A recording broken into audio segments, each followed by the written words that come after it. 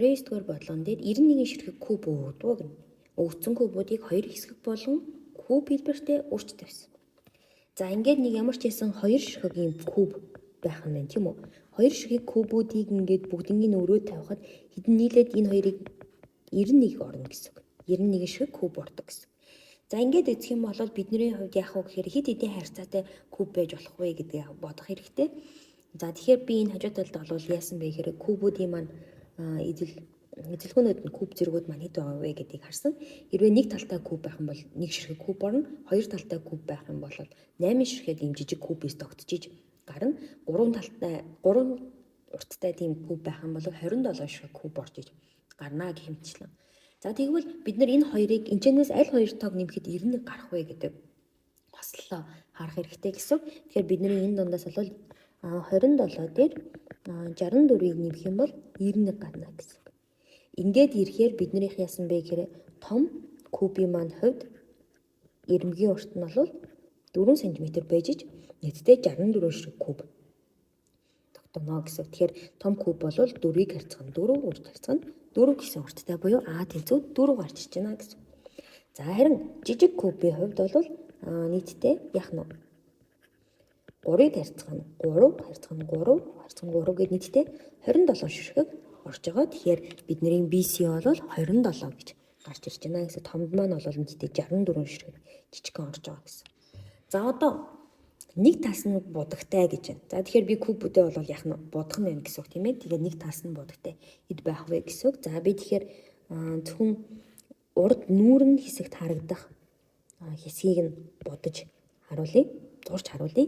За энэ бол бидний том куб. За хажууд нь болохоор би нөгөө жижиг кубээ нүүрэн хэсгийг нь болохоор бод харуулъя.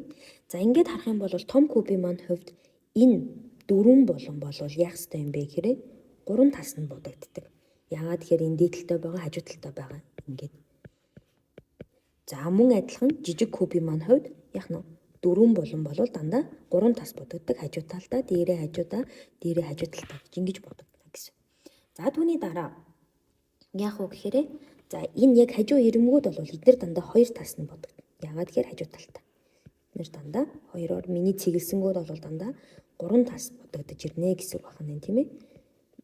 За ягаан дээр бол яг энэ хэсэг бол 2 тас нь будагдана гэсэн үг. Хажуу талтай байгаа учраас би хажуу талынх нь хэсгийг гадна талд нь нэмнүүлээд байгаа тийм ээ. Тэгэхээр булан дахиад хажуу ирмгүүд маань бол 3 болон 2 тасууд нь будагдаж байгаа. Тэгэхээр яг энд үлдэж байгаа хэсгүүд бол дандаа дотор үлдэж байгаа нь 1 тас нь будагдана гэсэн. Тэгэхээр 4-4-тэй кубын хувьд 1 таасан дээр зөвхөн урдлын хэсэг дээр гэсэн үг тийм ээ. 1 таасан дээр зөвхөн 1 тас нь будагтай 4 ширхэг жижигхэн куб байна гэсэн. Гэтэл куб маань өөрөө 6 талтай байдаг учраас 4-ийг 6-аар урьчихээр яг нэг том куб дээр бол 24 ширхэг куб болвол яах вэ гэхээр зөвхөн 1 тас нь будагтай байна гэсэн.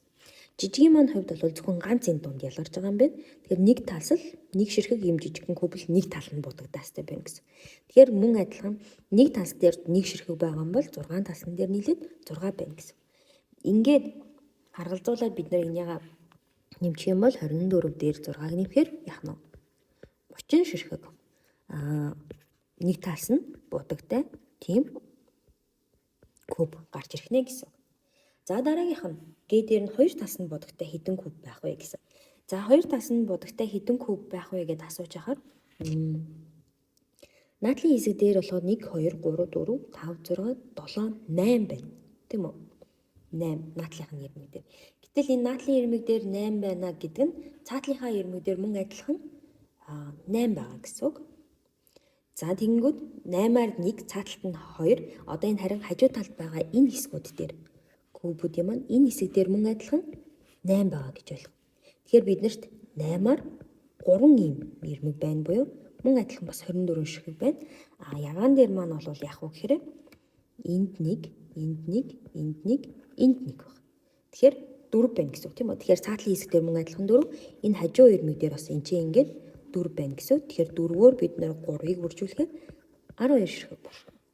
Ингээд 2 тас нь бодогтойгоо олохын тулд 24 дээр 12-ыг нэмэхээр 36 ширхэг. Энэ бол 2 тас нь бодогтой байх нэ гэсэн. Ингээд 36 гарч ирж байна. За 30 дугаар бодлогын хувьд 8 адуу 15 өхөр тэжээхэд 162 кг үгс шаарддаг. Хэрвээ 5 адуунд 7 өхөрт өгөхөөс 3 кг үгс илүү өгдөг байвал нэг өхөрт хэдэн килограмм, нэг адуунд хэдэн килограмм тус тусыг бид нар олох шаардлагатай байна гэсэн үг юм тийм ээ. Тэгэхээр би за энэ чи өгтлөө тэмдэглэе. 8 адуун дээр 15 өхрийг ингээд тижээгээд байхад 162 кг үгс шаардагддаг байна.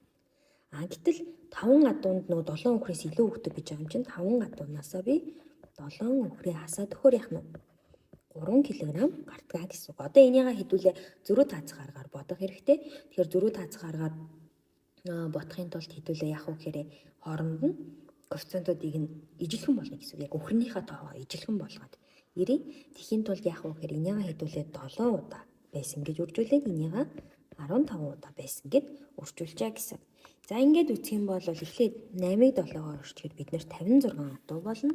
15-ыг 7-оор үржүүлэхээр 105 өхөр болчихно. Гэтэл 162-ыг бид нэр 7-оор үржүүлээд ирэх юм бол 1134 кг болно. 8 7 удаа нэмчихэж байгаа гэсэн тийм ээ.